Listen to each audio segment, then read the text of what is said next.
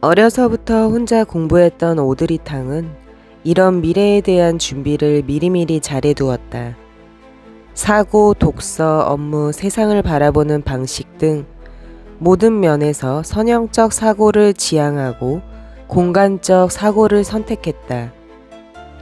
그리고 마치 미래에서 온 사람처럼 투명하고 공개적으로 자신이 가진 것을 모두와 나눴다.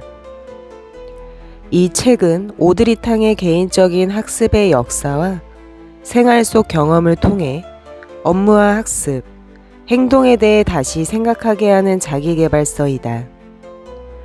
업무나 학습 방식뿐만 아니라 아이와 소통하는 방식에 관해서도 색다른 깨달음을 얻을 수 있으리라 확신한다.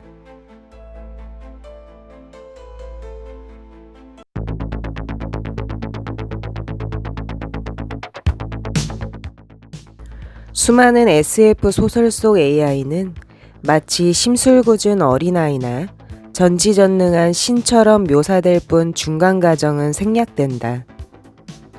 하지만 일반 사람들이 미처 생각하지 못하는 부분도 있다. AI도 3, 4살의 어린아이에서 30살, 40살 어른으로 성장하는 사회화 과정이 필요하다는 것이다. 성숙한 단계로 가는 이 과정에는 반드시 인간이 AI와 함께 해줘야 한다. 오드리탕은 테드 창의 소설 소프트웨어 객체의 생애 주기가 이런 주제를 논하고 있다고 말했다. AI가 어떻게 유사동물에서 서서히 성장해 8살, 9살의 지능을 갖는지, 사람이 AI의 지능을 향상시키는 과정을 탐구하다 보면 우리의 시야가 넓어지고 깊은 사고 속으로 들어갈 수 있다. 테드 창 자신도 책 끝부분에 실린 스토리 노트에 이렇게 썼다. AI가 직원, 애인, 반려동물 등 어떤 역할을 해주길 바라든 간에 나는 AI의 발전 과정에서 AI에 관심을 기울여야만 임무를 더 잘해낼 수 있으리라 생각한다.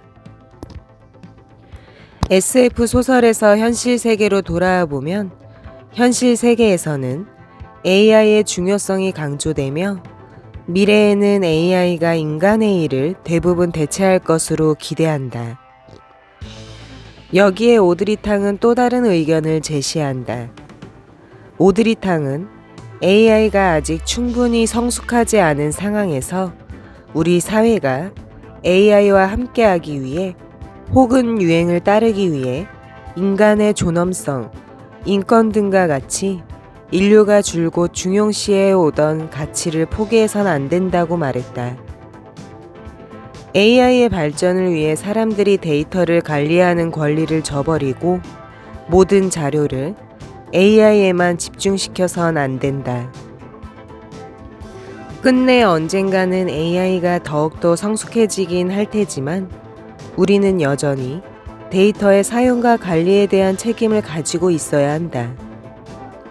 만약 사람들이 AI가 아직 기술이나 인간에 대한 이해 측면에서 모두 성숙하지 못한 단계에 있다는 점을 이해하고 당장 AI를 신처럼 떠받들이거나 혹은 악마라고 깎아내리면서 소수 사람에게만 권리를 집중시키지 않고 유사 공존의 방식으로 더 나은 방향으로 수정해 나가면 모든 사회가 AI와 함께 천천히 성숙의 단계로 갈 수 있다.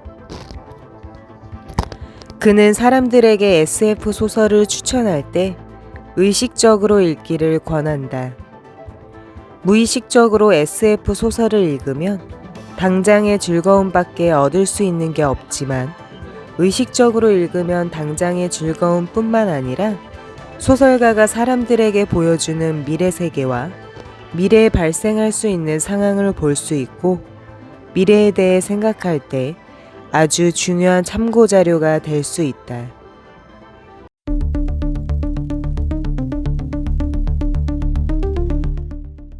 업무 프로세스화란 현존하는 작업 습관이나 프로세스를 대신하는 것이 아니라 공동의 작업 공간을 만드는 데 필요한 것을 구축하는 것을 말한다.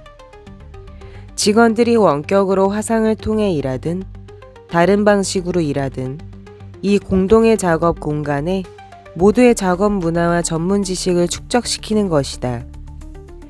이를 통해 더 많은 사람이 각자의 기여를 확인할 수 있고 미래의 이 기업에 입사할 신입 직원들도 다른 사람들을 귀찮게 하지 않으면서 이 기업 문화 저장 장치를 통해 자연스럽게 문화에 녹아들일 수 있게 되는 것이다.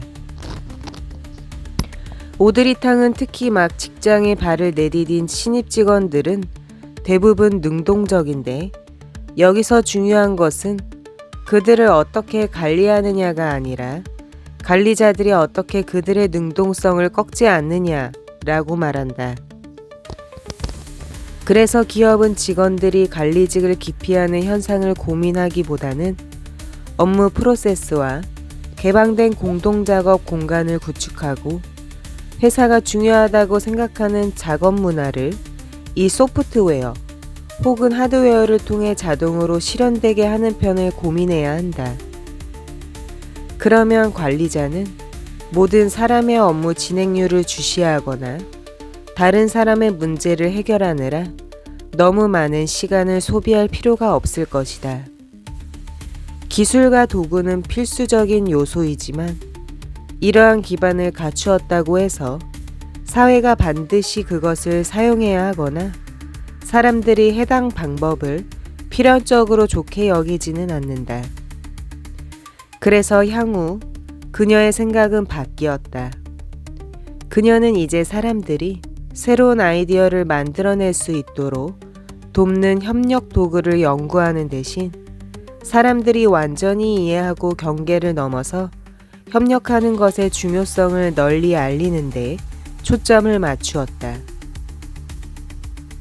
더 넓게 생각하면 오늘날 우리가 직면한 구조적이거나 전 세계적인 문제를 해결하기 위해서는 조직의 경계나 부서적인 접근을 넘어서는 방식으로 접근해야만 한다.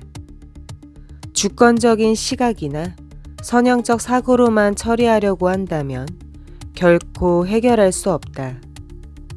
오드리탕은 향후 사람들이 관성적인 사고방식에 묶이거나 어두운 미래에 대한 두려움에 사로잡히는 일이 없도록 끊임없이 노력했다.